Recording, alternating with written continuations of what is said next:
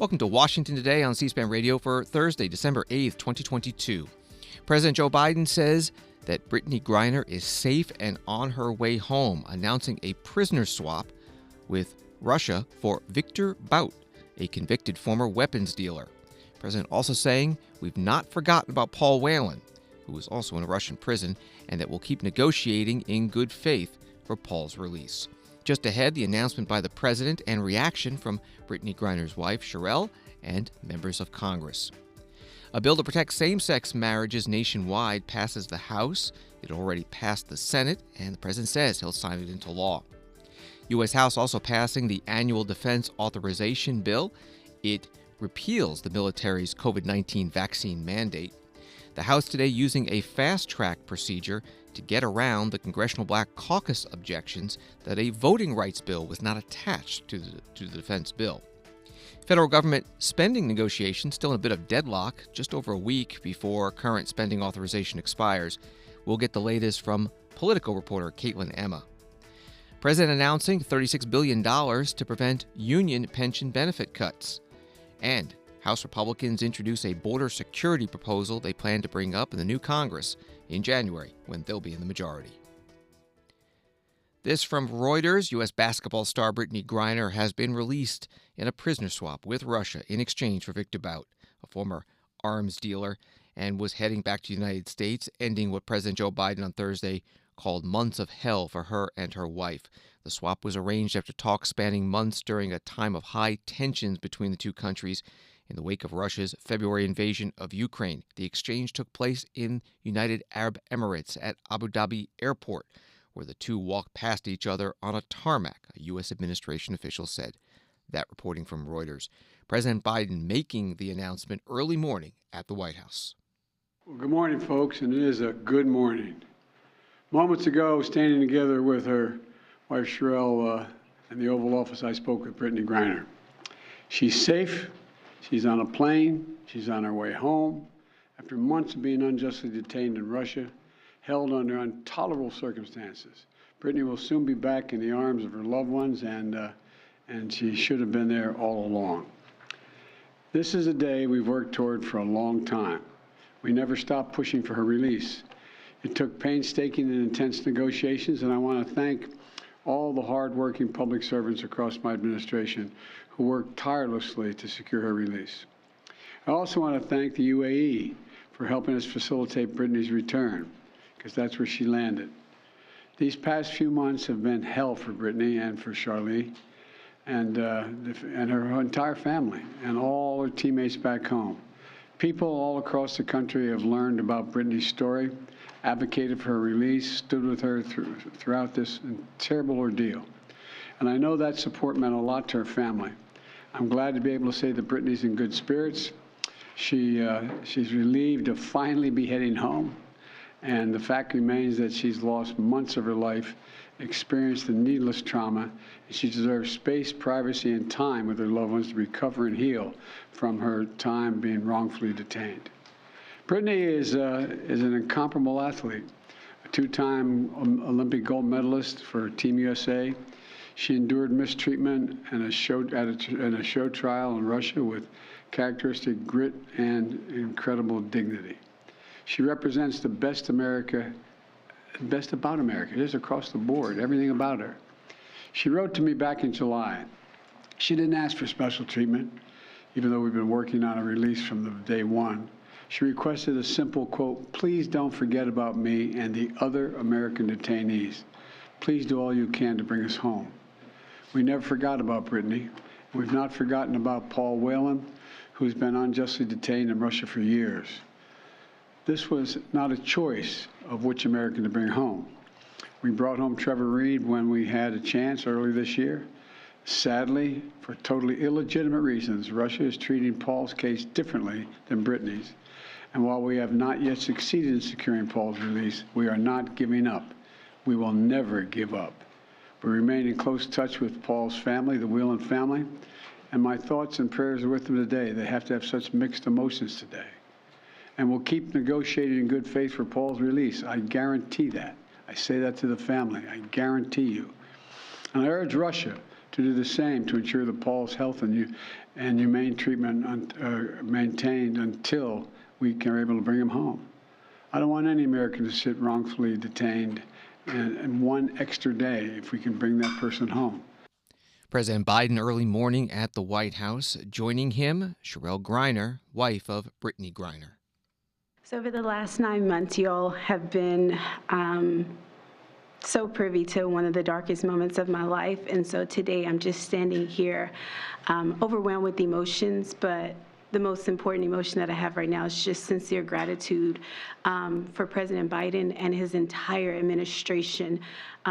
He just mentioned this work is not easy, and it has not been. There's been so many hands involved, and so I'd like to take a moment to just specifically mention a few. Vice President Harris, Secretary Blinken, Jake Sullivan, Josh Geltzer from the National Security Council, Roger Cartson and Fletcher Schoen from the Hostage Envoy's Office. A special thank you to Governor Richardson and Mickey, the Mercury Players, the WNB PA for your advocacy. And also, you guys may not know this, but my family has been tremendously supported by the Wasserman Agency. BG's agent, Lindsay Colas, has just been amazing for me and my family throughout this process. So today my family is whole, but as you all are aware, there's so many other families who are not whole. And so BG's not here to say this, but I will gladly speak on her behalf and say that BG and I will remain committed to the work of getting every American home, including Paul, whose family is in our hearts today. As we celebrate BG being home, we do understand that there are still people out here who are enduring what I endured the last 9 months of missing tremendously their loved ones. So thank you everybody for your support. And today it's just a happy day for me and my family. So I'm gonna smile right now. Thank you. Sherelle Griner at the White House, standing beside President Biden. New York Times reports that the WNBA commissioner Kathy Engelbert said on a Zoom teleconference that she had known for a few days that Brittney Griner's release could be imminent, and she thanked the Biden administration, the State Department, and the league's players for all they did to get her home. And also calling herself a big advocate for letting players do what they want in the offseason, she said she would continue to inform them of the potential security risks of playing overseas, where salaries tend to be far more lucrative than in the United States. Brittney Griner has played in Russia since 2014. President Biden says he'll continue to work to release Paul Whalen, that other American in prison in Russia. The White House Press Secretary Karine Jean-Pierre asked about it at her news conference today. I want to get your reaction to Paul Whelan's own words in response to this. He told one of our colleagues that he doesn't understand why he's still sitting there, that he's greatly disappointed that more has not been done to secure his release. So can you respond directly to him? Can you assure him that you are, in fact, now doing everything you can? Yeah, look, I would refer you to the words of the president himself, right? This is something that we are committed to doing. And again, I'll repeat this because the president said this, and this is just repeating the president as well. It's like he understands how difficult a time this is for the family, Paul's family. He understands that. There are mixed emotions today for them. They also said that they were proud to see, Brittney come home today. And the president is going to do everything that he can, as we have seen him do many times across his tenure in the administration, to bring Paul home. And so this is a commitment that the president is giving to the family and to Americans. And does the president have any plans to speak with Whelan's family or to try and speak with Paul Whelan himself? So as he said himself, he's looking forward to speaking to the Whalen family today or when they are ready to have that conversation. He is open and ready to communicate with them. White House Press Secretary Karine Jean-Pierre with reporters in the White House briefing room. Brittney Griner was sentenced to 9 years in prison after cannabis oil was found in vape cartridges in her luggage as she passed through an airport. But CNN writes that Paul Whalen, former Marine who is a U.S., Irish, British, and Canadian citizen, was detained at a Moscow hotel in 2018 by Russian authorities who alleged he was involved in an intelligence operation. He was convicted and sentenced in 2020 to 16 years in prison in a trial U.S. officials denounced as unfair.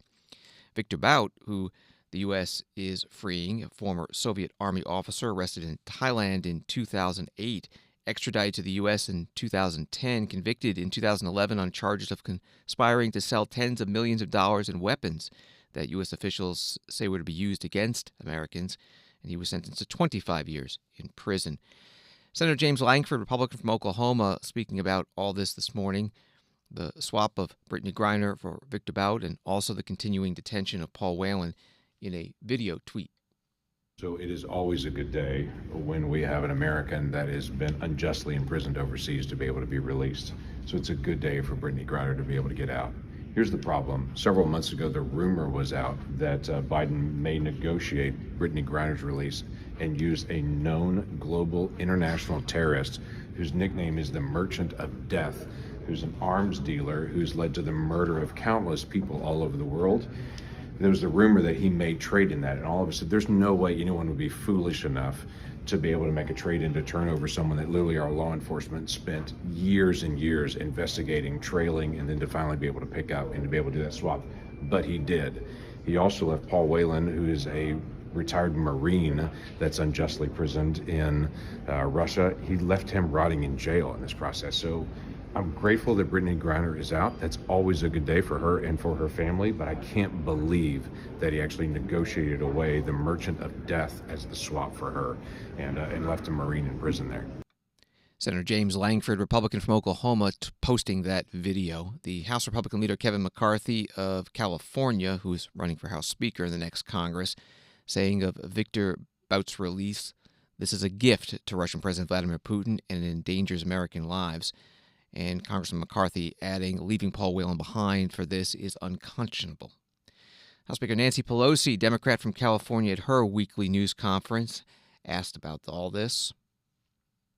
A number of Republicans have issued statements today, grateful Brittney Griner is returning, but being pretty unequivocal, they're concerned Paul Whalen wasn't part of the exchange. Yeah, Saying well, he should have been part of the exchange. Do you have any concern about that? well, he himself has said the president did the right thing. Paul Whalen, he himself said the president did the right thing. I saw that as I was going to the floor. We are fully, everyone is fully committed. Brittney, being a basketball star, and her name was more famous to everyday Americans, but Paul Whalen is of at least equal concern to us to have his freedom. So that nobody is saying, oh, well, we just settled for this. No, he becomes even a larger priority. Madam Speaker, Yeah. Madam Speaker, to follow up on that, Republicans are also criticizing the prisoner swap that was involved, a convicted arms dealer with American blood on his hand. They say that swap only will embolden Vladimir Putin. How do you respond to that? Well, he has served most of his term, is my understanding, majority of his term.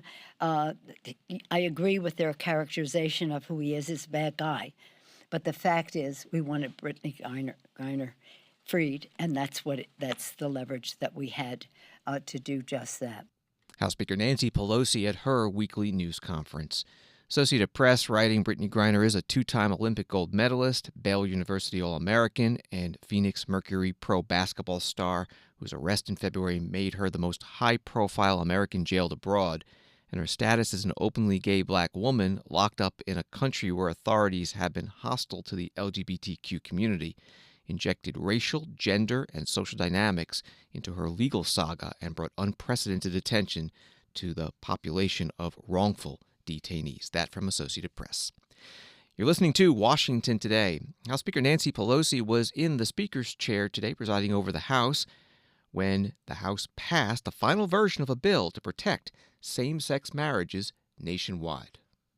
On this vote, the yeas are 258, the nays are 169, present 1.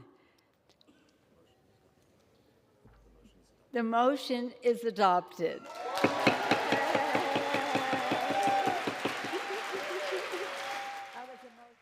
This bill requires all states to recognize marriages performed in any state, regardless of sex, race, ethnicity, or national origin.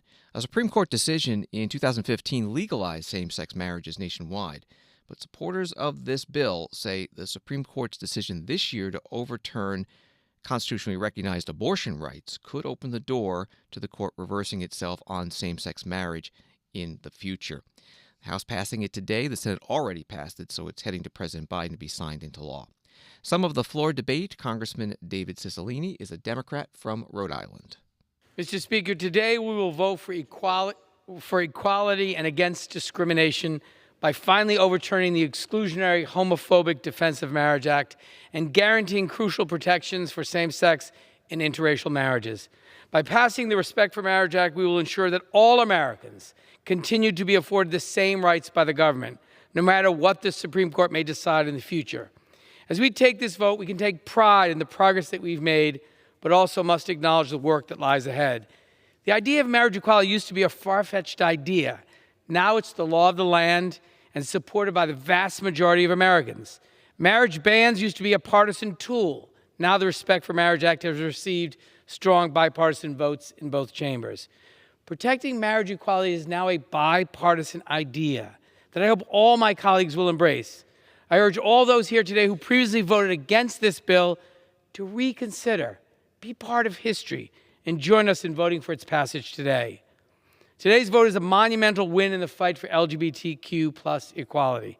But the work does not stop here.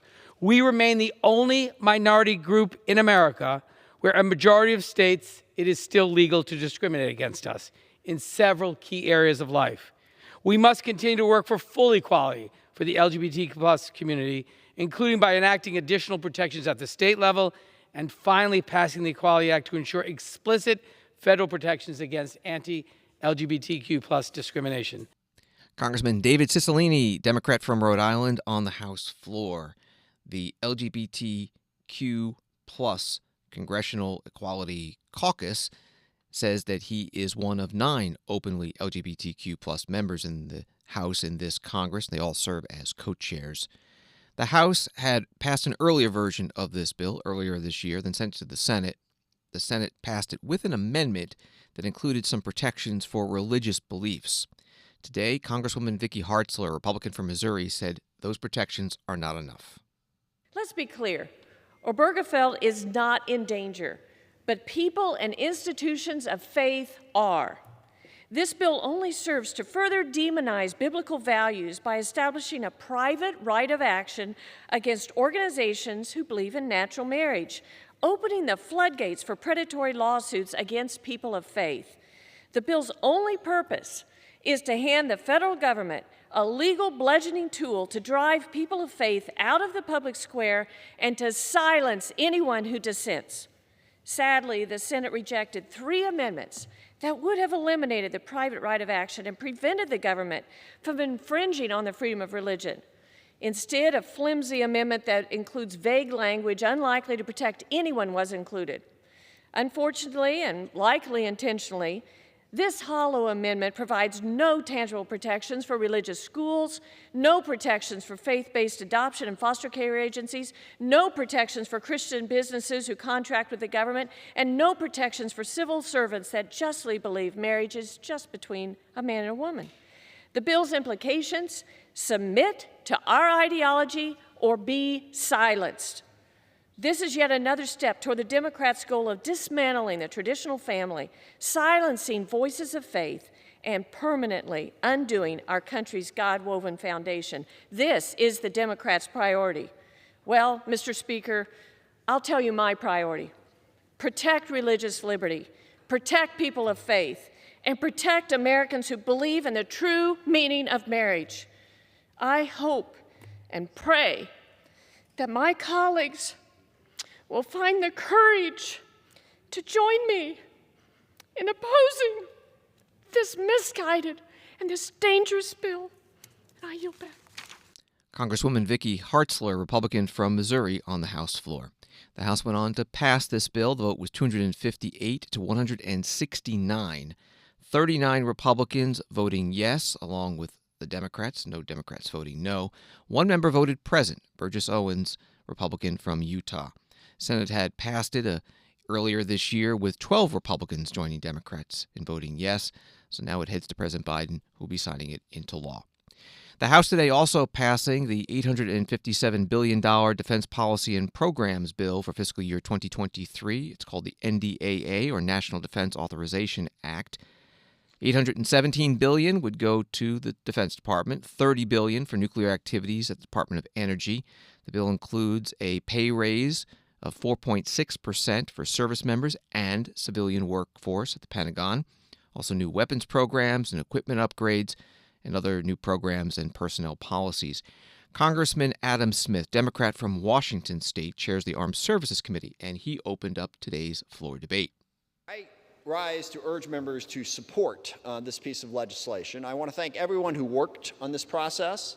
All told, from the beginning of it to now, over 2,000 member requests were considered in some form or another, either in committee on the House or as we worked with the Senate.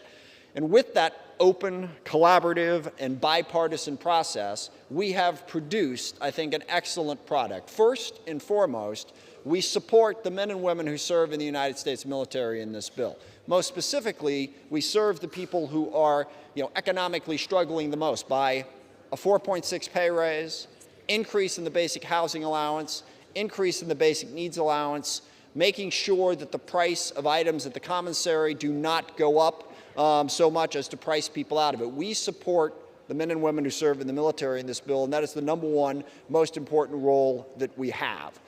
This bill also continues on the work that we did on last year's efforts to reform how sexual assault is handled in the military by including sexual harassment in the portions that are under the jurisdiction of the Special Victims Prosecutor.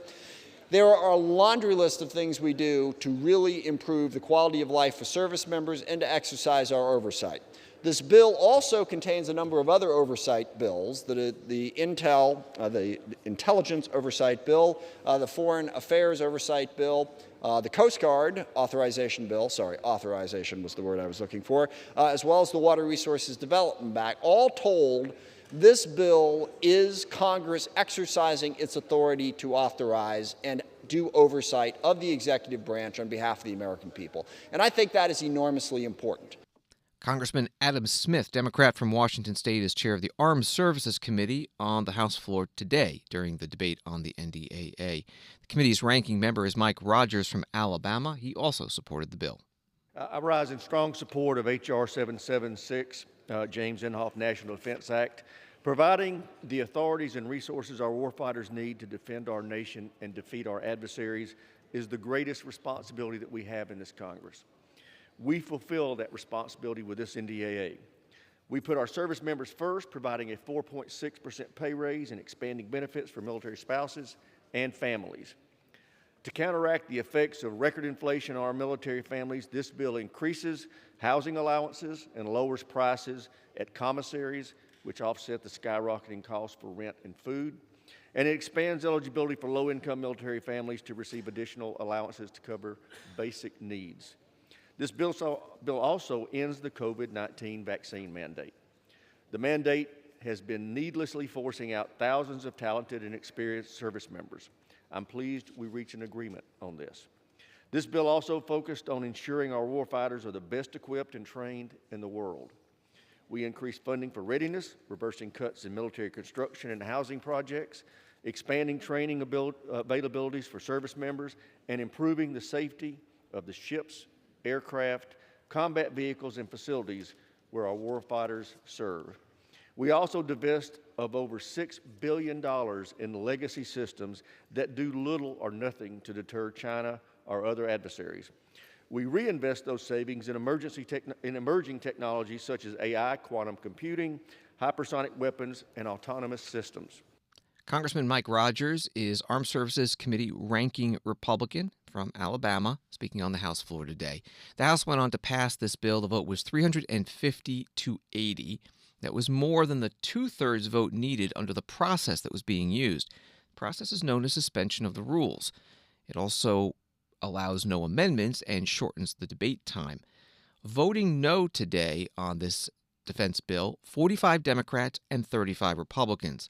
The Hill newspaper reports that House leaders decided to use the fast-track process after a last-minute push from the Congressional Black Caucus Wednesday night to set an accompanying vote on a bill bolstering the 1965 Voting Rights Act, which had previously passed through the House but stalled in the Senate.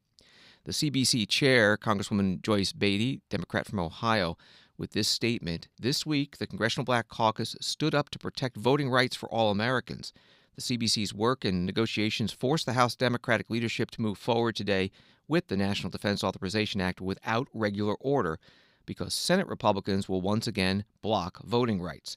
Our efforts were never about stopping the NDAA, but standing up for voting rights, which have been under attack by Republicans. One more note about defense spending, an announcement today of a contract to build the Defense Department's cloud computing network. John Sherman is Chief Information Officer at the Pentagon. I'm very honored to be with you here today to talk about our recent award of the Joint Warfighting Cloud Capability Contract, or JWCC. We made this last night to 4 companies: Amazon Web Services, Google, Microsoft, and Oracle. This is a huge day for the department and what we can bring to our warfighters, particularly for areas like Joint All-Domain Command and Control, JADC2 we've talked about, being able to provide that undergirding of the cloud computing that's going to be there for the combatant commands and many others there to be able to have the joint warfight with the capabilities they need. John Sherman, Defense Department Chief Information Officer at a Pentagon news conference today. Associated Press writing of this $9 billion cloud computing contract, saying it comes a year after accusations of politicization over the previously announced contract and a protracted legal battle resulted in the military starting over in its award process. Washington Today continues in a moment.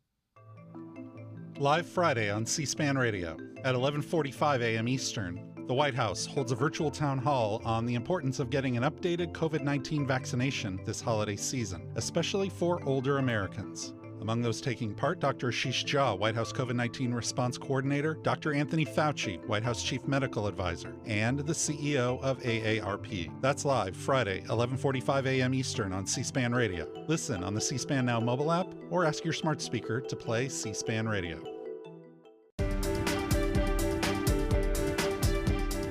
Welcome back to Washington Today, which you can get as a podcast on the C-SPAN Now mobile app and wherever you get your podcasts. A few more headlines. Senate Democrats have re-elected leader Chuck Schumer of New York, along with the rest of the Senate Democratic leadership, for another 2 years. The biggest change is that Senator Patty Murray of Washington State will be stepping down as assistant leader to be the Senate Appropriations Committee chair and also the Senate President pro tem. And in fact, the Senate Democrats are getting rid of that assistant leader position altogether. Food and Drug Administration expanding the emergency use of authorization for the bivalent COVID-19 booster shot to include children between the ages of 6 months and 5 years. Federal Trade Commission suing to block Microsoft's planned $69 billion takeover of video game company Activision Blizzard, saying it could suppress competitors to its Xbox game consoles and its growing game subscription business. And Iran says it has executed a prisoner convicted of a crime allegedly committed during the country's ongoing nationwide protests, the first such death penalty carried out. It's 1 week and 1 day until the current authorization for U.S. federal spending expires, and talks are ongoing on Capitol Hill and in the Biden administration to agree to something that could pass Congress and be signed into law, either a new package of spending bills with negotiated amounts, known as an omnibus spending bill, or an extension of current funding for either a couple of weeks or a few months or perhaps the rest of the fiscal year through the start of October 2023. That's called a CR, or continuing resolution. Senator Patrick Leahy, Democrat from Vermont, the current chair of the Appropriations Committee, spoke on the Senate floor today about where things stand. For months, we Democrats have asked our Republican colleagues to join us at the negotiating table. For months, we were met with dead silence. Now, at this very moment, the doors of my staff are open to join us in this work at any time. But time is running out. We have to move forward. I've stayed here the past several weekends to be available for any kind of negotiations people want. So to move this forward, I hoped we'd have a bipartisan bill on the floor by now. On Monday, Chair DeLauro of the House and I will introduce an omnibus bill that we believe is fair and bipartisan. It will fully fund defense at the NDAA level.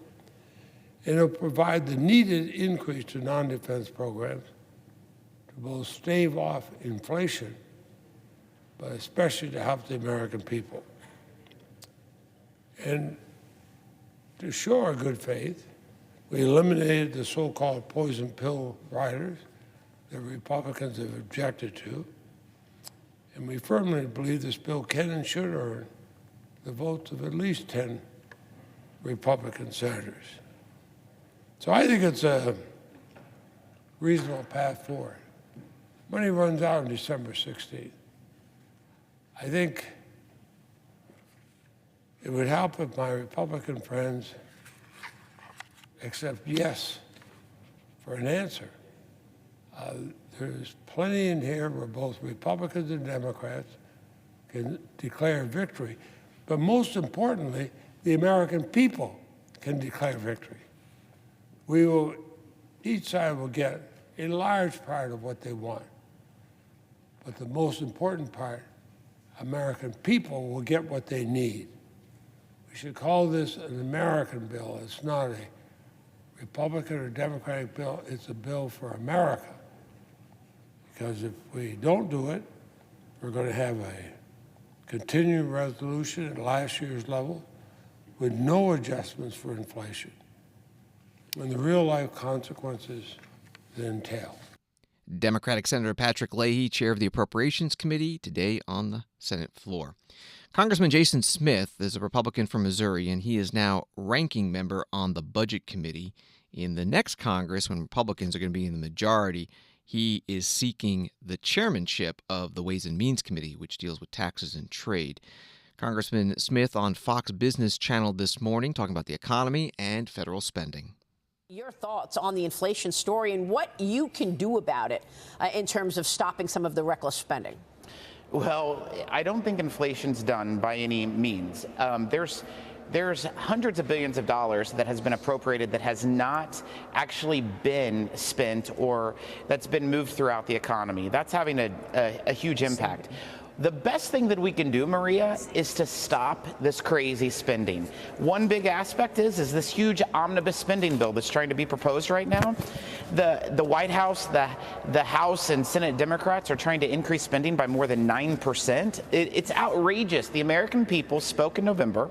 They picked a Republican House of Representatives. We need to do the appropriations in January when Kevin McCarthy is Speaker of the House. Well, I mean, look, you make a great point, but we talk about this all the time and the fact that Republicans have gone along with all of this spending, right? I mean, look at the infrastructure bill, look at the CHIPS Act, and you've got some colleagues of yours who have decided to go along with Democrats in agreeing to this and, in effect, getting it through. So do you think we're going to see a change in that regard in the new year?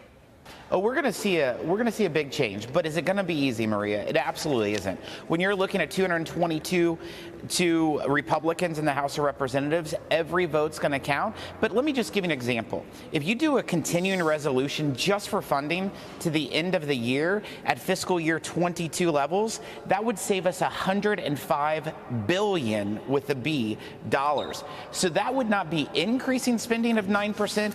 That would actually be reducing by $105 billion. That is just a suggestion that I throw out there. Let's try to do something to help this economy.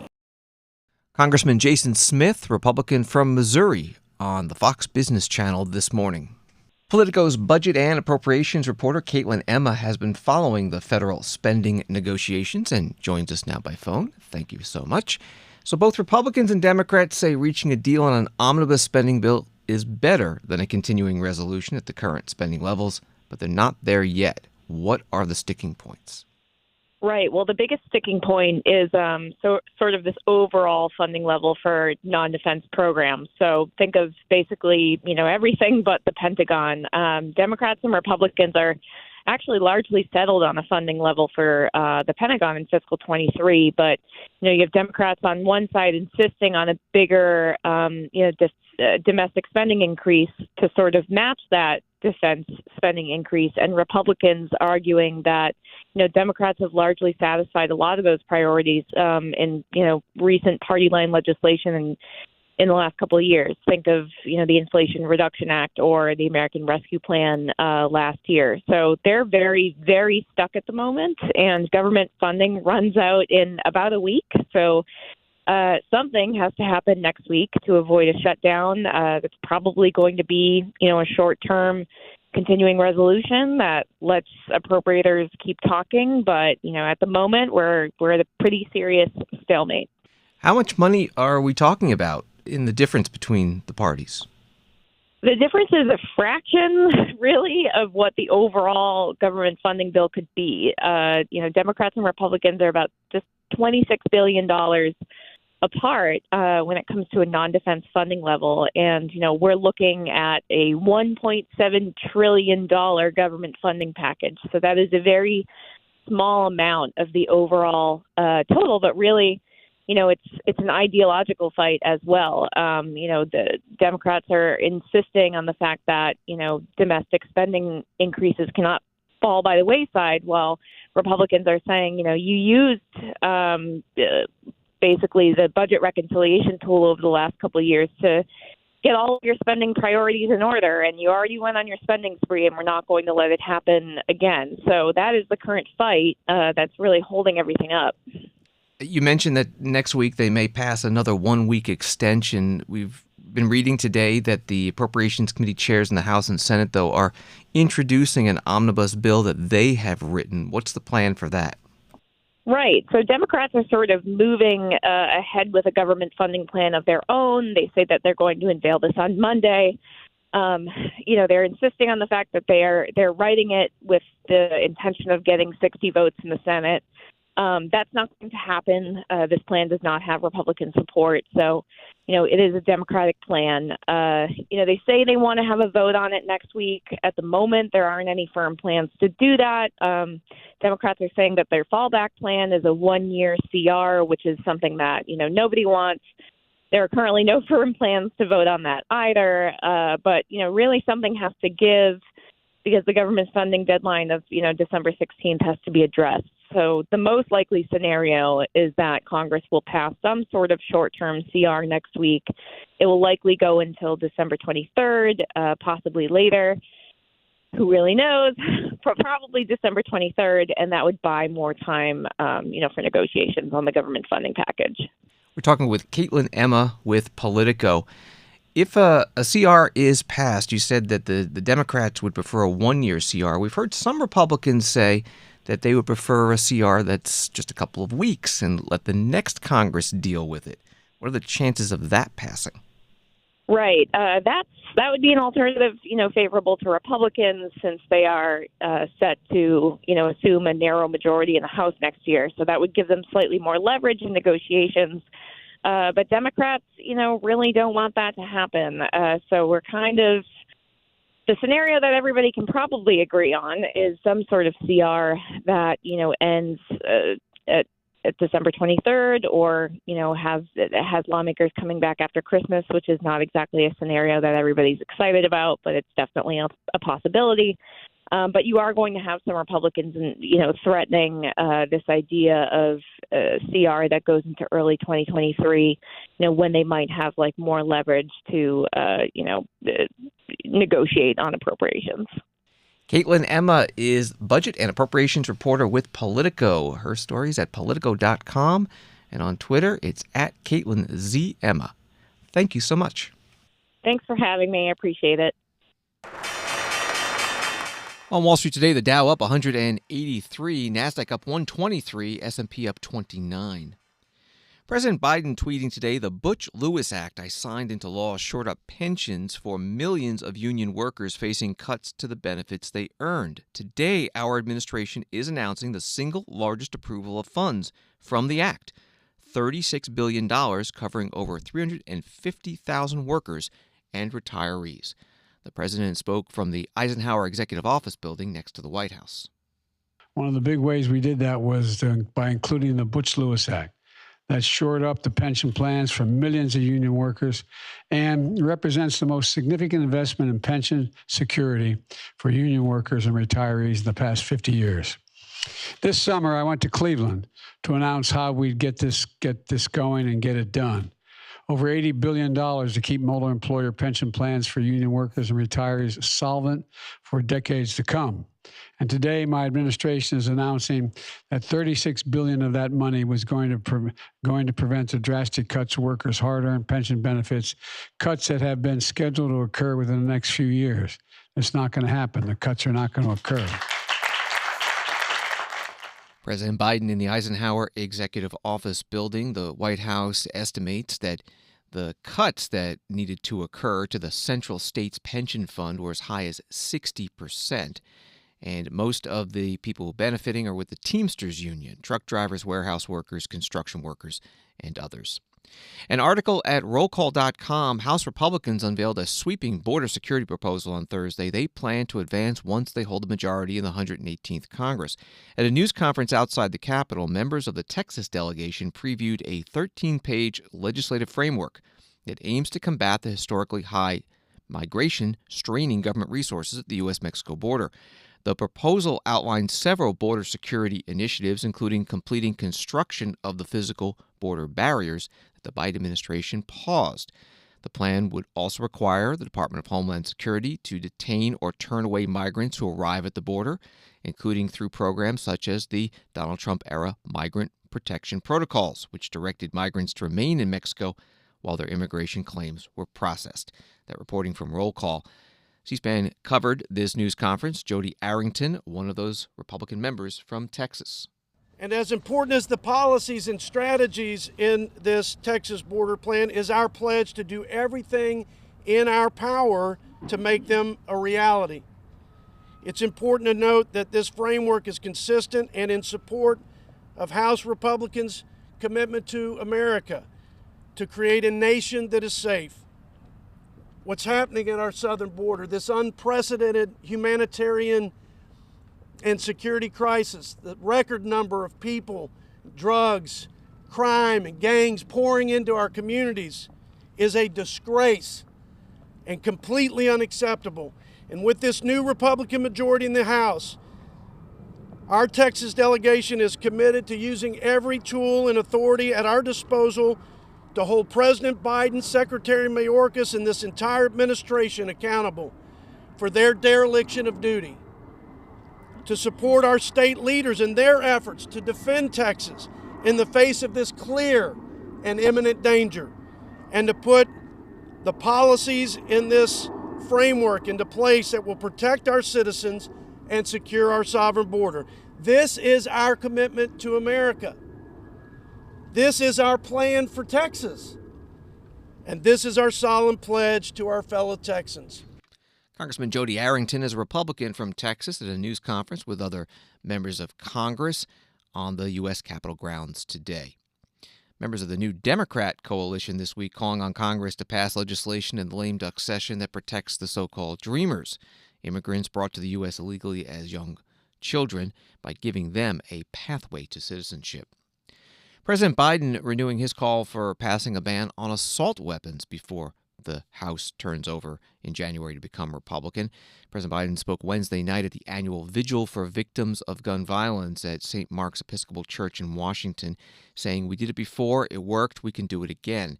That annual vigil began in 2013 on the first anniversary of the mass shooting at Sandy Hook Elementary School in Newtown, Connecticut. And today on Capitol Hill, a news conference held by the Newtown Action Alliance. Members of the Connecticut congressional delegation there as well. Senator Richard Blumenthal, Democrat. Our delegation from Connecticut is represented here today. My great colleague Chris Murphy, Jim Himes of the 4th Congressional District, John Larson, and Rosa DeLauro are here. Two of our colleagues couldn't make it because they're occupied with other legislative business. But we have seen in Connecticut firsthand the tragedy of Sandy Hook and other shootings day after day. And that's why we have some of the strongest gun violence prevention laws in the country. But we know that no state is protected unless all are protected, because guns have no respect for state borders. They come across state lines, and that's why Congress needs to do its job.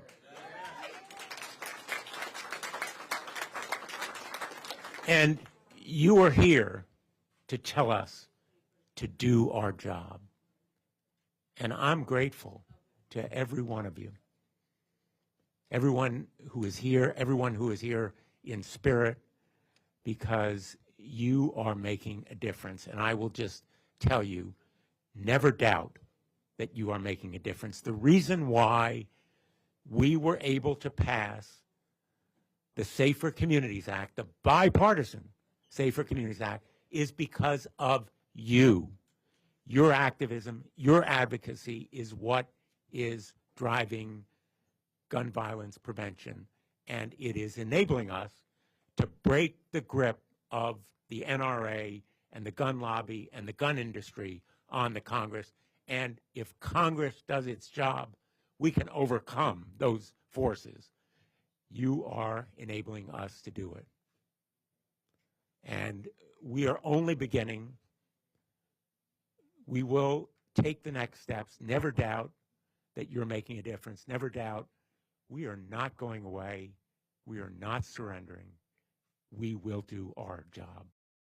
Senator Richard Blumenthal, Democrat from Connecticut, at a news conference today on Capitol Hill hosted by the Newtown Action Alliance.